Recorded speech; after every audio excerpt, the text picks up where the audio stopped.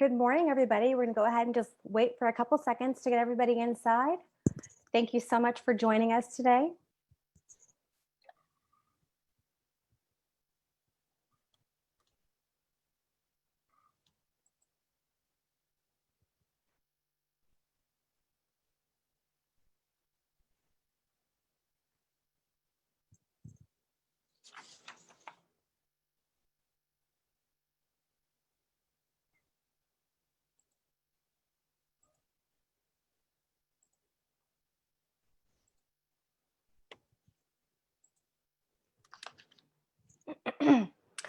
Okay, good morning. Hello, and thank you for joining us today. My name is Berkenda, and welcome to the Orange Chamber of Commerce May Eggs and Issues meeting. We are so excited to welcome you today. Before we head into introductions, there are a few housekeeping reminders. If you could please keep your audio muted, your video off. Also, if we have any chat or questions, please go ahead and enter those in the chat box. We're going to try to get to as many questions as possible, keeping in mind, of course, we have an hour and we've got a lot of information, I think, to cover. So this morning, we have the privilege of hosting Supervisor Don Wagner, representing our city of Orange in the 3rd District. Supervisor Wagner is a former assemblyman. He is also the former mayor of Irvine. I believe he indeed has a unique perspective from the state to the local level here. Welcome, Supervisor. Thank you very much. It's a pleasure to be here. Thank you for coming. And I apologize that we were supposed to do this Wednesday, and I am, let's just say, technologically challenged, and it didn't happen. Apologies. Apologies accepted. You're here, and like I said, we're so happy to have you here. There's a lot of information in it. We know that you're busy. We can see all of that, all the things that are happening, like in the city, the state, the county. So I'm going to go ahead and just kind of give the floor to you. If you can kind of give us a recap of where things are today as it relates to COVID-19, our districts, and our city. All right. Well, I'll start with saying that the county is in relatively good shape with respect to COVID-19 if you compare us to some of the surrounding counties. The numbers are a bit fluid.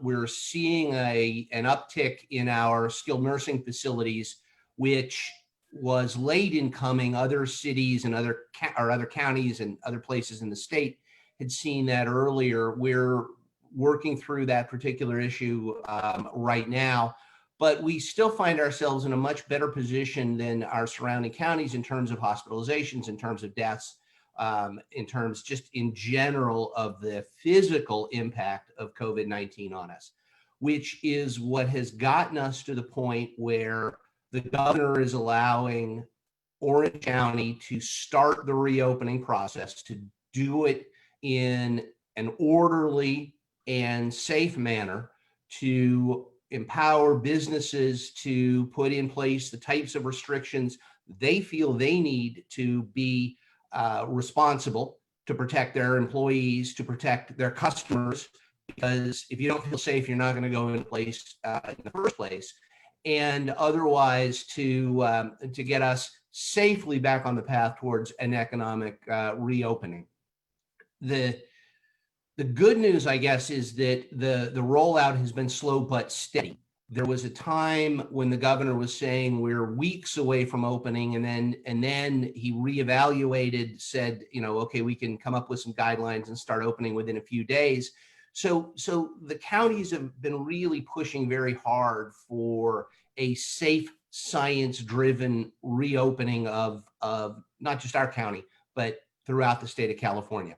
What we're seeing most recently is that the governor has agreed with our health department's evaluation of our conditions here in Orange County and allows us to reopen malls, indoor, outdoor retail, indoor dining. And so slowly we're seeing our restaurants, our malls, our retail establishments that had been closed starting to reopen. In the county, there remains a requirement to wear a mask if you're unable to maintain the 6-foot social distancing. It's not an all mask all the time, you're out in the public policy. And in addition, on the good news front, the governor, who had previously said that pools and in dining restaurants, houses of worship are somewhere in this so-called phase 3, and we're still in phase 2. He's starting to allow those to come back. And so very surely, if slower than some of us might like, we're seeing a return. I won't say a return to normal. I almost did. It's not a return to normal. We're beginning to see the outlines of a post-COVID living arrangement. It's going to be different. We're not all coming back 100% where we were before the shutdown, but at least the move is in the right direction. And I'll add quickly that the reason we are where we are is because the people of Orange County were very good and very diligent in terms of doing what was recommended to protect themselves. We saw large amounts of social distancing, mask wearing, hand sanitizing, hand washing, the types of things that the professionals had been saying from day one we do. We found the public did, and as a result, throughout the entire COVID crisis to date, Orange County's been in a much better position than its surrounding counties. So thank you to the citizens of Orange County for performing. And at this point, we are working as quickly and safely as possible towards our reopening. Supervisor Wagner, thank you for coming for Eggs and Issues today. What is the next step in this process? Are you evaluating the 14 days of when they opened up to see how everything happens, and then you release phase 3, or how does this all work? Well, so the most immediate thing that's going to happen is that today I will be hitting up most of my city councils, if not all of my city councils. And there's one we're waiting to see, including Orange. We're going to get to Orange and distribute the CARES Act money that is earmarked for businesses. And so later this afternoon, I will be presenting a check to Mayor Murphy and the Orange City Council. I don't remember the exact amount, but it is, I want to say roughly $3 million that is earmarked to help our businesses. That's the most immediate thing, to try to get folks who are, I recognize, in many cases, barely hanging on through the next couple of weeks as we do the reopening process. That's the most immediate thing going to happen. But in terms of evaluating where we are, that's going to be up to the medical professionals to tell us. They're going to look at the reopening that's occurring here, that it's occurring in most other counties, and make decisions based on the facts on the ground as we see what happens with the rollout. I am, of course, very optimistic that Orange County will continue to perform well, that the people in Orange County will respond as is appropriate in the face of what we know is a continuing health problem. COVID's not gone, and we've got a better handle on it now than we had before. Remember, the reason for the shutdown originally was to make certain that we did not have what happened in New York, an utter overwhelming of the healthcare system. And right now, our hospitals are running at roughly 50% capacity. There is plenty of room to make sure that those who will get sick, and they will, are cared for, so that we absolutely minimize the risk to life that originally was projected to be, in the United States in the millions, and is nowhere close to that, thankfully. In Orange County was projected. I tell this story. I was at the Emergency Operations Center working as the board liaison with the Emergency Operations Center a couple of weeks into the crisis. And the question that we were debating up there that day was, will we be able to get the Honda Center's ice, the 5 sheets of ice at the Great Park, and use those when our morgues are overflowing to store our dead bodies? That's a very sobering, and, not to make a terrible pun, chilling conversation. Thankfully, We never got to that situation for the reasons I've talked about. We were on it early. We were flattening the curve. The people in Orange County were responding. We are not saying that there won't be a resurgence of COVID-19, possibly in the fall when the virus is more active, more robust. We are making sure we are geared up for it. And the healthcare professionals are going to be evaluating on an ongoing basis the responses of the various counties and their communities and the development of the disease. The good news now, of course, is we know very much more about it than we did back on March 19th when the original shutdown order was implemented. We know, for example, that our skilled nursing facilities are a hot spot for the disease. That tells us where we need to focus our medical resources, our attention, and our efforts at mitigation, while the rest of us can go about responsibly living our lives. So it's a long way out of saying we are not through this yet, but we are definitely into the next phase, armed with more information, and we are counting on our public health professionals to stay on top of it and advise us appropriately. Yes, I'm so happy to see that we're in the next phase. That's one thing that has made my, I think, entire week my Memorial Day for sure. But I wanted to say thank you. We've gotten a lot of responses from just members, the community at large. We have a lot of people that message us on Facebook and email us daily about kind of what's going on. So thank you again for advocating for them and all of the small businesses in our area. One thing that comes to mind is you mentioned the $75 million for the CARES Act. I know that you had, I think, done a memo about $15 million that would be earmarked specifically for our district and seeing about getting that in the hands of each city. How are those funds going to be made available? All right, so the answer to that depends on the particular city that you are in. With respect to Orange, the Orange City Council either already has or will very shortly be putting together a plan for how it will distribute, to whom it will distribute, who is eligible, et cetera.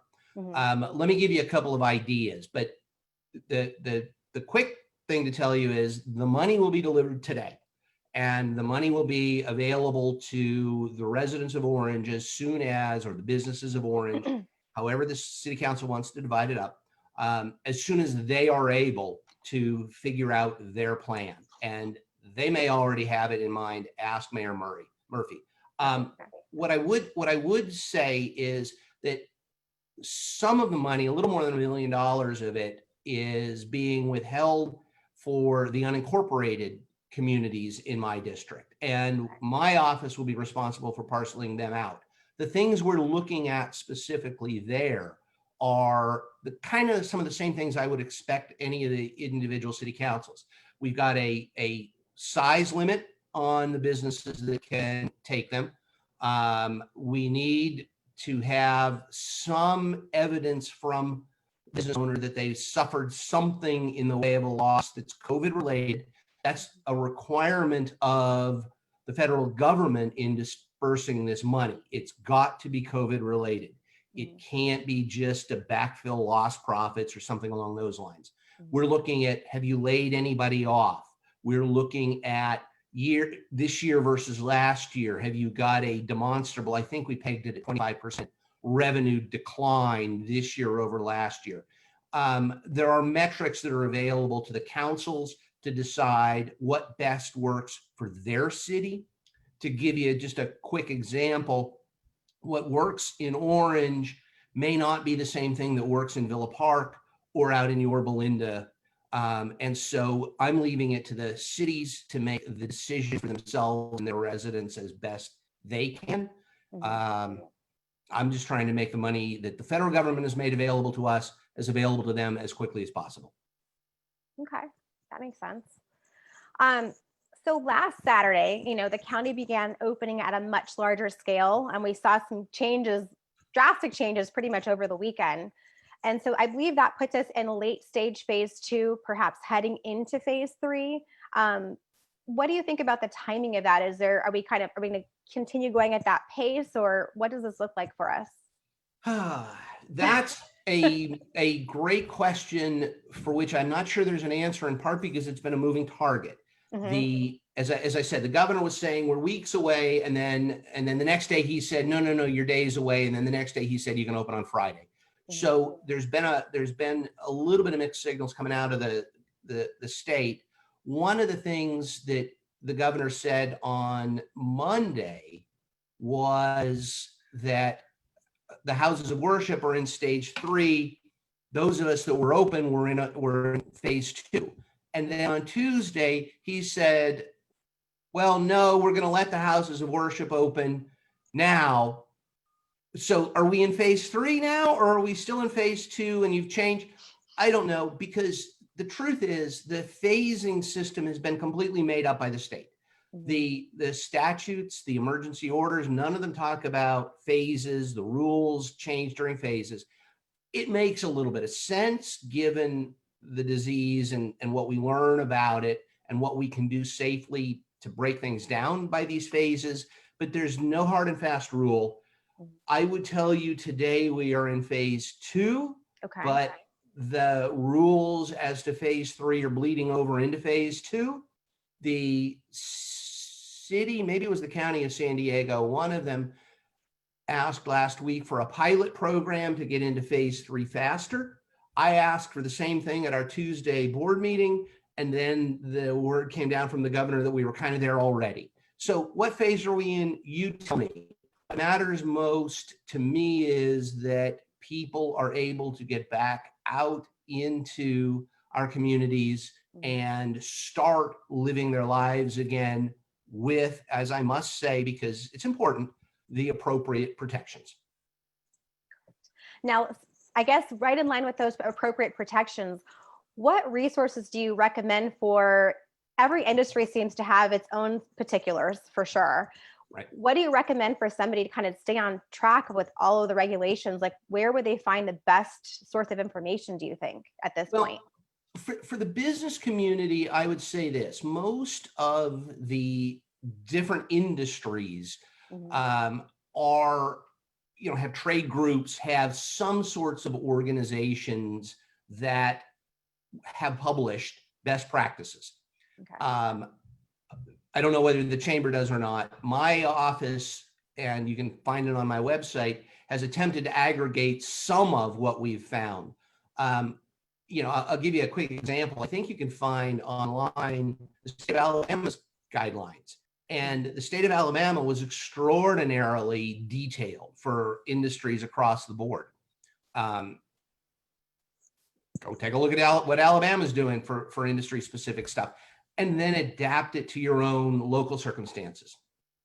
What I will say is that when I was serving with Chairwoman Steele on an ad hoc committee of the board that was looking at business guidelines, and we about a little more than a month ago, put them out. We worked extensively with the business community to come up with best practices. The county guidelines are very, very general, but do represent kind of an amalgam of those best practices. What I did find in going through that exercise was that overwhelmingly the businesses and trade organizations had done the hard thinking about what works for them and how to implement it. And that overwhelmingly, and there was not a single exception, unanimously, the criteria was first and foremost, how do we protect our employees? Second of all, how do we protect our customers? And then how do we protect our vendors? After that, it was, okay, and here's how we go out and make money. But protecting was first and foremost, which makes all the sense in the world, because as the governor said in one of his press conferences, and as I've been saying all along, if the public doesn't feel safe, you can be open all day long, nobody's going to walk into your shop. And so you've got to have something in place that assures the public it is safe to do business here. The other reason I mention that is because you folks probably know this as a business organization, that businesses will get vilified. And when Michelle and I put out our business guidelines, you couldn't throw a stick at somebody on my social media without hitting someone saying, oh, you're putting profits over people. Oh, how many deaths are okay with you? And the answer is that's nonsense. The business community was enormously responsive, first and foremost, and I would say only to the safety question, because everything else is secondary. So kudos to the business community. That's a long way of saying my website's got some resources. Individual trade groups have those resources for your particular industry. I'm going to hazard a guess, relatively easy to find. And I'll also hazard a guess, they say things like masks if you can, social distance, wash your hands. Yes, I actually looked at your website yesterday and I did see there was, a plethora of resources there. And then also I know Orange County Business Council has put out some tools. So I think a combination of those two things might be great. Do you believe that the county healthcare agency is going to be going out conducting inspections? Like in ensuring the public safety, what are the checks and balances that do you think are going to come with that?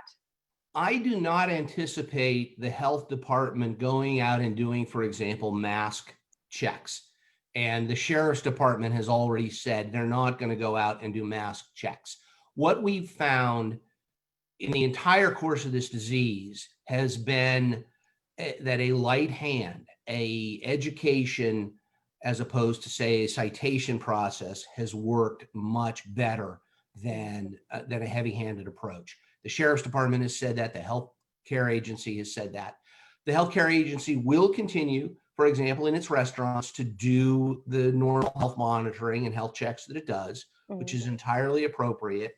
They likely will fold into that analysis things like making sure that you are keeping social distancing, for example.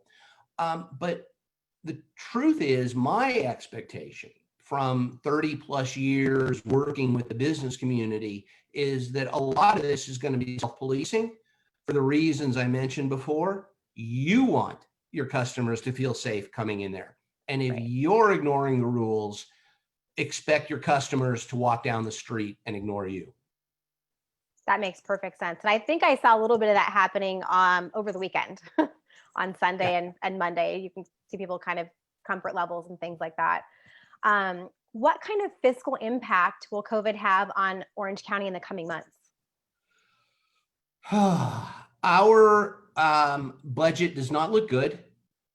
I had a budget meeting just yesterday. The truth is we are expecting substantial hits to, for example, sales tax, which is a large portion of the budget. We're expecting the cities to be suffering, the school districts to be suffering. We are expecting somewhat significant impacts. The good news is that this federal government has made available $554 million to the county of Orange that we are using not to backfill the loss of revenue, but just to cover the increased costs of COVID. And so we will find, as we go forward, that public safety's budget is severely impacted, and that's going to be true throughout the entire organization.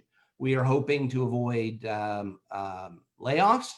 I would not be surprised to see some furloughs coming. And I do believe, I'm speaking out of school here, but I do believe that most of our cities are going to be similarly quite challenged in the coming year.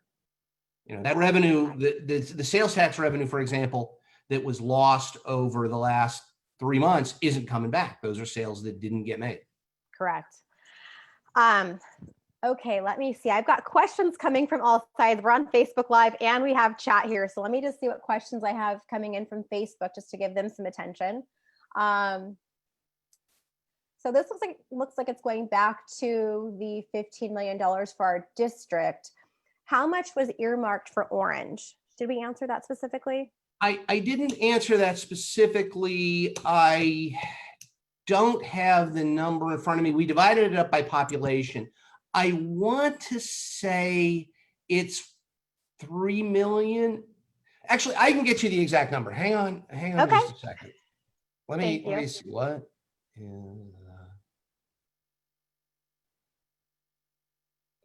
the number for Orange.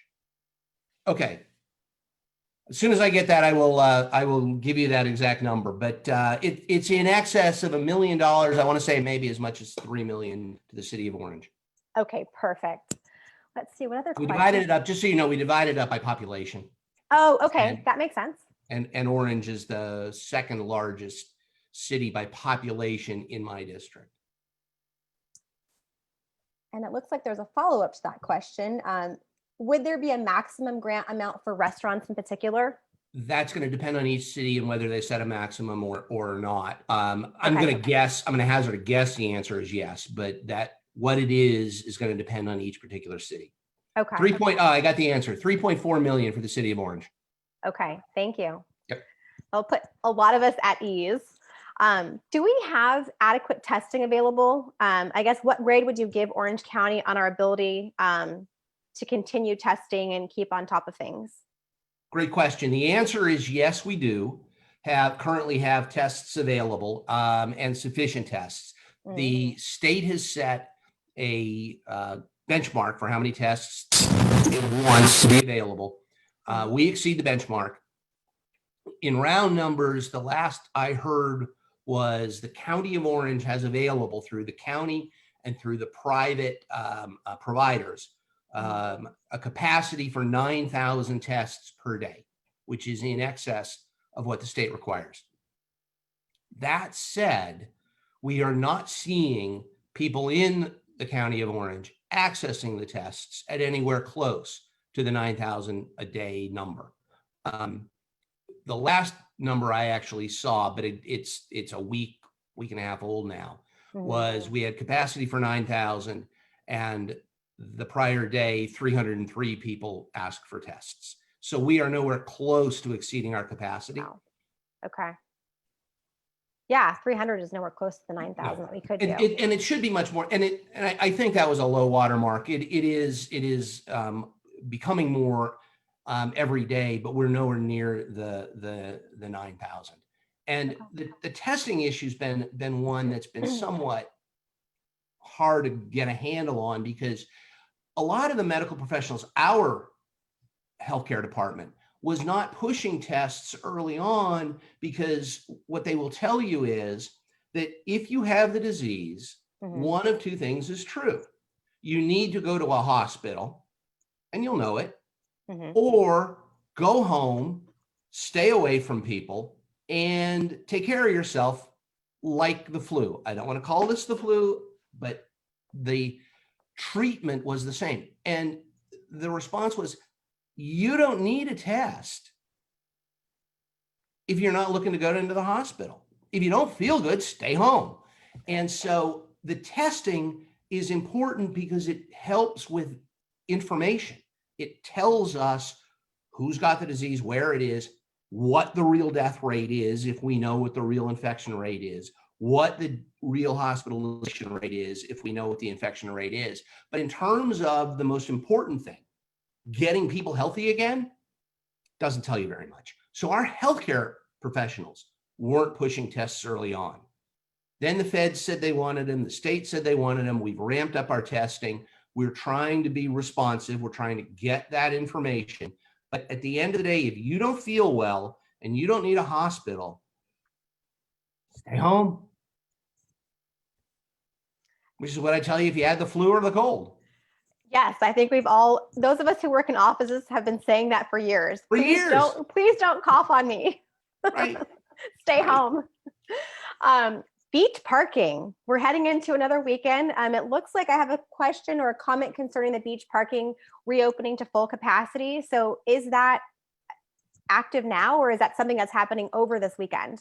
That the beach parking is not opening to full capacity this weekend either, I don't believe. At some point soon, we'll probably have to, well, not probably, we will have to evaluate it. But the thinking currently and I subscribe to it. It makes some sense to me, is that if we keep the parking lots closed, you on the natural limit the number of people that can go to the beach and potentially spread the disease.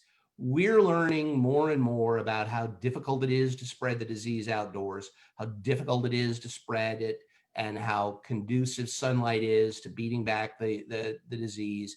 We're learning all of that sort of stuff, but the thinking has been, and it makes some sense to me, at least keep the parking closed, and on the natural, you do limit the overflow at the beaches and the risk of disease there. The flip side of that is we have opened the parking at our regional parks.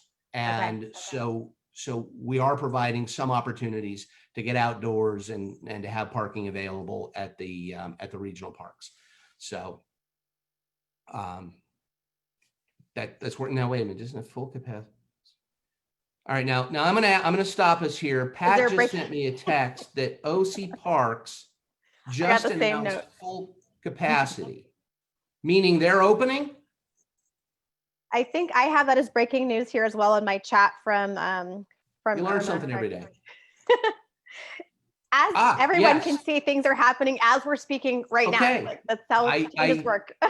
I sit here corrected. I just got a text message from the head of our parks department. Beach parking is open to full capacity today. Who knew? Okay. That's exciting news. There you go.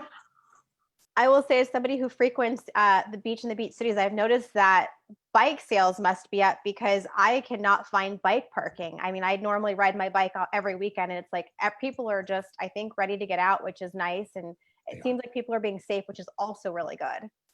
Absolutely. Let's talk I'm also gonna speculate that come about the end of the year, you're gonna be able to find a bike cheap on eBay. And I'll be the person who's buying those bikes. Me too, actually. Anyway. Yeah. So let's talk about the airport. So we have John Wayne Airport here in Orange County. Are there any new regulations around that? Should we try to plan ahead more for travel? Have you been there yet? What are you thinking about that? Actually, as you all probably know, I was at LAX on Wednesday. I've never seen the traffic flow so smoothly through LAX. John Wayne is also similarly impacted. We're seeing roughly 25% capacity. They're down roughly 75% last I heard. As the country reopens, we will, of course, start to see a pickup of air traffic. But right now, in terms of planning ahead, what I would do is make sure your flight is still going, deal with the airlines in terms of getting in and out of John Wayne, getting parking, getting through security. My understanding is it's as easy now as it's ever been. Well, that's great. That means a lot to those of us who like to travel. I do have a couple questions that do not pertain to COVID. So if we can, Whoa, nice. I know. We received all kinds of questions, like I said. So this pertains to the Veterans Cemetery. So I have a question that says, it's from Jack Revolt. Now that the voters of Irvine have voted for National Veterans Cemetery in the city of Irvine on the former El Toro Marine Corps Air Station, will any plans for it to be built at the Gypsum Canyon site be dropped? Okay, so most everything that was the premise of that question turns out to be incorrect. The public in Irvine has not voted to put the cemetery at the old El Toro station. It's a referendum, which got the signatures, no vote's been taken yet, to put it next to the El Toro, next to the Great Park. There is no plan, to my knowledge, from the city of Irvine to actually build it there, because the city of Irvine doesn't have the money, and the state recently pulled back the 20-some million dollars that it had earmarked for studies and to do partially first stage. So my expectation remains what I said back when the issue was being fought and I was the mayor. If it isn't approved at the Strawberry Fields site, there just is no money. There just is no opportunity to build it in Irvine anywhere else. And it's also not a national veteran cemetery. It's a state veteran cemetery, excuse me, which is very important because The federal government is not putting up a dime. And I talked to the head of the Federal Veterans Administration Cemetery Division, and he said, we will not spend a dime of federal money to clean up the new site that is the subject of the referendum. So I think the cemetery is dead in Irvine, and it's dead because the feds have said no money, the state has said no money. And remember, I talked about the significant impacts the cities are going to feel. Irvine is not sheltered from that. There's no money for a cemetery in Irvine, which means the only place left in Orange County is the Gibson Canyon site. There will remain the same fiscal hurdles. The feds may put up some money because it's not a toxic, they weren't going to spend on the Irvine site because it requires toxic remediation. And they said they're not going to spend for that. The Gibson Canyon site does not require toxic remediation, so maybe there's a hope of some federal money. I am not optimistic the state comes through given the $52 billion budget hole that they're working through in Sacramento as we speak. So I am disappointed and not optimistic to see a veterans cemetery anytime soon. And it's because we couldn't get it done on the veterans cemetery on the Strawberry Field site in Irvine because of political issues unique to the city of Irvine. Okay. Well, thank you. And it's terribly unfortunate. sounds I'm not unfortunate. giving up on Gibson Canyon. I'm just having a real hard time seeing where the money comes from anytime soon in a post-COVID world. Okay. Let's see if we've got any more questions. When will children's play equipment be open at the city parks? That's going to depend on each individual city. I would say sooner rather than later as I watch where the state moves and lifts its restrictions. We've opened the county parks, which are the things that are in the control of the Board of Supervisors. Each city is responsible for its own parks. They will make their own determinations. My hope would be sooner rather than later, but that's a question to address to each city council member or each individual city council. Okay. Let's see, it looks like I got one more. As a former mayor, how would you recommend that cities help businesses get back up to speed with like events and gatherings and things like that?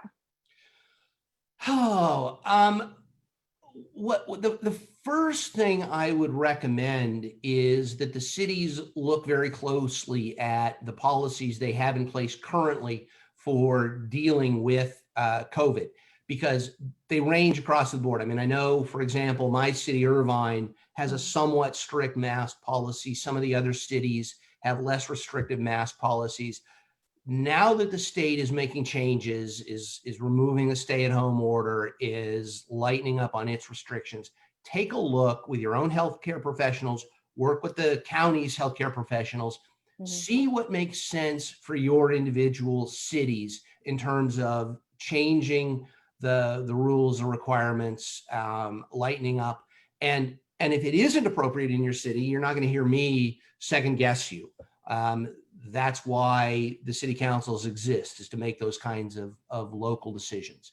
I would urge in my district, as I run around with checks playing Santa Claus today, getting that money into the hands of businesses, let's come up with city councils, let's come up with some rules and some regulations that assure the proper use of those dollars into the hands of the most needy businesses. And again, that's a call at the specific level to the individual businesses. Maybe the level I'm setting, 25% revenue decrease over the prior year, isn't appropriate in some other city. Maybe there's a better metric.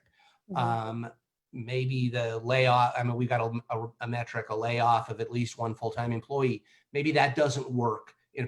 The cities get to make their own decisions. I would urge them, and I think they have, acted quickly as government can.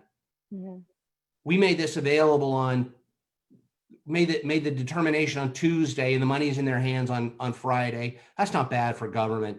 I'd urge the cities to act with that alacrity as well. Right. Yes, get things out quickly. I know people are at want to do so. A question regarding houses of worship. I know we kind of briefly grazed over that. So there was a resolution adopted, I believe, on Tuesday. What was the, I guess, can you expand more on that as far as house of worship are concerned? Yeah, the original stay-at-home order from the governor had carved out an exemption for, quote, essential businesses. And it did not include houses of worship as essential, which is odd to me, but that was the call the state made.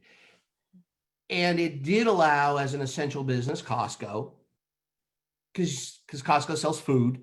Good on Costco, but you can buy food at a whole bunch of other places. What ended up happening is Costco is essential and the houses of worship were not. The resolution the Board of Supervisors passed on Tuesday undid that for the County of Orange. Can't undo it statewide, but declared the houses of worship essential. As we were doing that, word came down from the governor at his noon press conference that he had come up with some new rules that he had said were weeks away to start allowing the houses of worship to reopen. So the governor kind of changed the rules as we were debating it. Bottom line is that the houses of worship can reopen. The current rules are at a 25% capacity or maximum of 100 people socially distant from each other, whichever number is less. That's the state's current requirement. I'm not 100% sure that passes constitutional muster. That's not my fight. That is something that the houses of worship will take up. But at least as of today, the houses of worship can reopen if they so choose. Some of them are. Some of them are trying to figure out how they meet the new requirements from the state. I know the Diocese of Orange has said we'll start opening June 14th, so they're not rushing to it. But again, movement in the right direction. Right. I know I see a lot of churches are kind of taking it slow because many of them are larger than 100 people. So they're trying to figure out what works best and perhaps, I'm sure, keeping some sort of virtual presence. But thank you for expanding on that. And they want safety as much as anybody else does. Yes. I mean, that's what has frustrated me about some of this debate is you hear from some people that, well, you've got to do it the government's way because only the government seems to care about your safety. Business doesn't, maybe the churches don't. And that's why I've been pushing back on that, because at the end of the day, the truth is, remember when I said the businesses are first and foremost concerned about safety, that's true across every segment of society. It's not just government that's worried about safety. It's all of us. Mm-hmm. Looks like I have time for maybe one more question. So is the money available to all small businesses or are the businesses excluded who received SBA funds? That the answer depends upon the requirements and rules and criteria that the individual cities are putting out. For businesses in the unincorporated part of the 3rd district where we'll be distributing it directly, there is no such restriction. But whether Orange will, it remains to be, I just don't know. Okay. Let me double check Facebook. Okay. Okay, I have to, I would be remiss to not say this. I have from Cliff Miller, who is one of our members, longtime members. Don, you are the man. Thank you, Cliff. Okay, let's see. I believe we've covered all of these. Don't have any more here. Is there anything else you would like to add? We're pretty much ready to go into closing. If there's nothing else you'd like to share that we should know. I would actually, let me say this, and Cliff, thank you for that sentiment. I do, as I say, see on social media complaints about, oh, you're putting profits over people and how much blood is on your hands. I also have seen a lot of positive comments. Thank you for your help. Cliff, thank you for that. The truth of the matter is, as I see it, what I'm doing is trying to do what is best for my district. And we're only in a position to do that because, as I said at the beginning, the people of Orange County, the businesses of Orange County have all responded remarkably well to these restrictions, have done what they can to protect themselves and their friends and their neighbors and their families.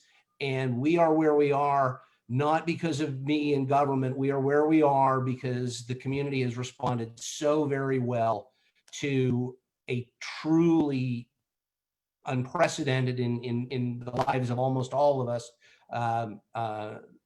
epidemic. And so thank you to the citizens of Orange County. Thank you, Dawn. Thank Okay. you so, okay, let's see. I think that's all that we have time for. All right. Okay. But just making sure I've got everybody's covered. Okay, looks like we got everyone covered. All right. Thank you so much, Dawn, for joining us. We really appreciate it. I know last month, our Eggs and Issues breakfast, we try to keep things that are relevant to the community and present those forth. So last month we had our mayor. This month we have you from our District 3. Thank you again. We are looking forward to our next Eggs and Issues, which is in June at the end of the month. We are still, as things are progressing, we're still working on speakers and wanting to bring you the most relevant topics. So we'll be posting that in a couple of weeks. This coming week, we have our business networking group. That's going to be on June 3rd. It is going to be very relevant for everyone. That's more a networking style meeting. We are having Lisa Fordenbaugh from Platinum Group HR speaking on things that are related to your business as far as HR, hiring, firing, processes. So that's going to be happening this Wednesday at noon. All of that's on Facebook. Let me go ahead and pop up the screen so you guys can get everyone's information. 1 second. Share some relevant websites with you guys. So here we have our contacts. So on our Orange Chamber website, if you click on our COVID link, we have businesses that are open. We also have our drive-by discount resources for the county. We have our City of Orange here as well. They have a ton of resources. I believe they're posting almost daily as changes are happening. And we also have the Orange County, that's oc.gov. You can click on our district to receive our district's information. And I believe that's all we have for today. Again, thank you so much for your time. We appreciate you. We appreciate the City of Orange and all that our community does for us. Thank you and have a great day. We'll see you later.